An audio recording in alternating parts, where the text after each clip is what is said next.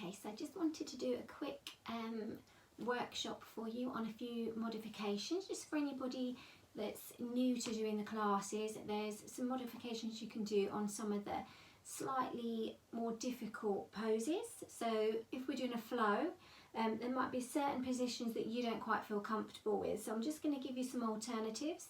You might not just be new, you might just be particularly stiff, so some days it might not feel right for you. So I'm just going to go over one or two of those.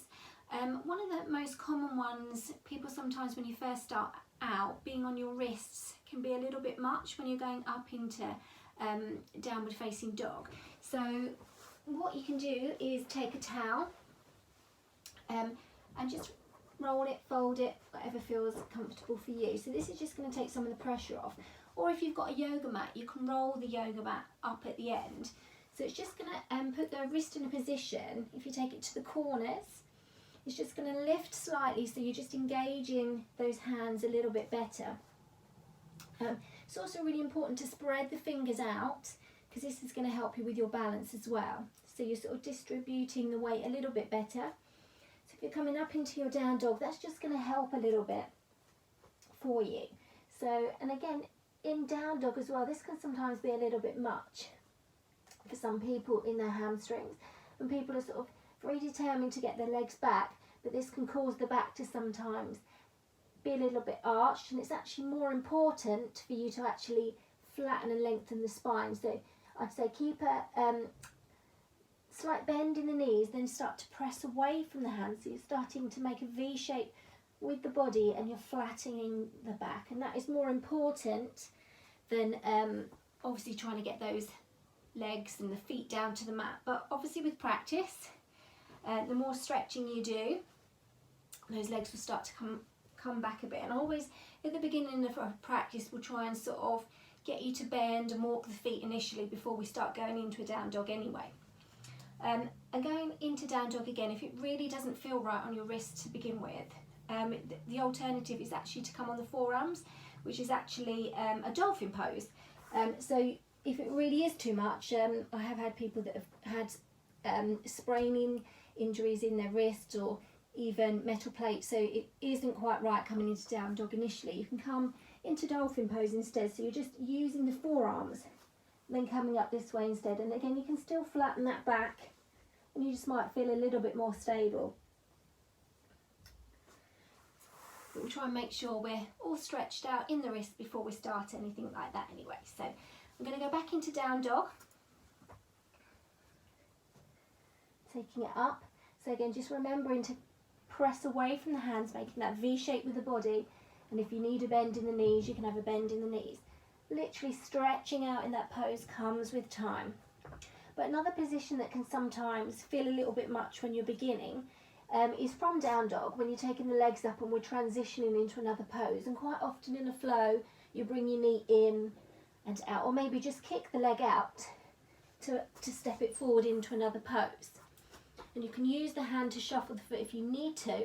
But again, if this feels too much for you, what you can do is from your down dog position is very slowly start to lower down onto the knees. And what you'll do is you'll kick your leg out to the back. And if we're coming in towards the elbow, you can do a few crunches. Or if you're just taking the leg out, you're going to take the leg out and again step it towards the foot. And you can always use the hand to adjust yourself. And we like to try and get the knee so it's roughly above the ankle. You don't want to be trying to push that knee too far forward. So if for you, as you're beginning, you prefer to do it from your knees and transition this way, then go for it. Obviously you've just got to work to what your body feels right. And like some days you may just feel like you're just not feeling it, so you just want to take a gentler option. So I'm just going to show you the full option again. So just coming up, again you may have a towel underneath the wrists if you need to. So you might have the transition where the leg is going up and then you're kicking it forward. Or again, as we're coming from down dog, just lower, kick that foot out and step it forward. And then you can transition to the next pose from there. So we might be lifting up and again coming all the way up into a high lunge. And again from high lunge, if this ever feels a little bit too much for you in high lunge, you can always drop that knee down to the mat. So just listening to your body all the time. As you start to get stronger and stronger, you can challenge yourself a little bit more. Quite often as well, I'll do a twist. It's more simple, I think, for people when we do it from this angle, but sometimes if we're up here and we're going into the twist, I'll ask you to do this. And again, that can be a little bit too much as well. So again, you can always lower your knee down and then take your spinal twist. So always do whatever feels comfortable for you. Another one that you'll quite often find in some of my flow classes is pigeon, which is actually one of my most favourite stretches for getting into the glutes and stretching out the IT band. But for some people this is too tight.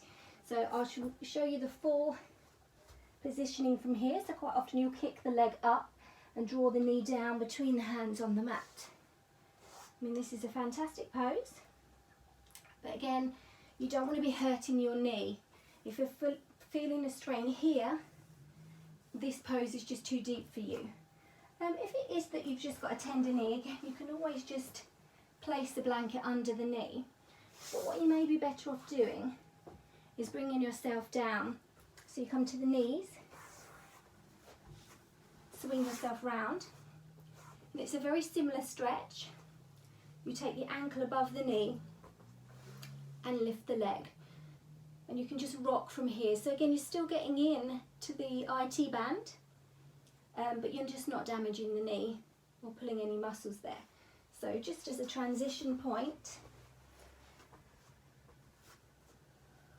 you're coming from that down dog position.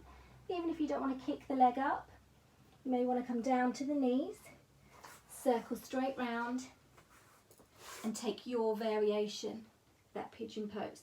Another way of doing this, if we're not obviously in a fast flow, coming to the back is going to do the same thing. So you can really feel that stretch into the IT band. So if you want to practice that one at home, this is a really great way of loosening the muscles there. But obviously in a flow, you'd be better just to move on to your bottom, give it a bit of a rock, and then it's quite easy to bring yourself back to your knees and transition back up again. But I quite often will cue for those things. So I hope those little tips have helped. I will do another workshop and I will film a couple of variations of some flows, so you've got the modification version as well. So you'll know as I'm talking you through to take your variation to what suits you. Namaste. Hope that helps.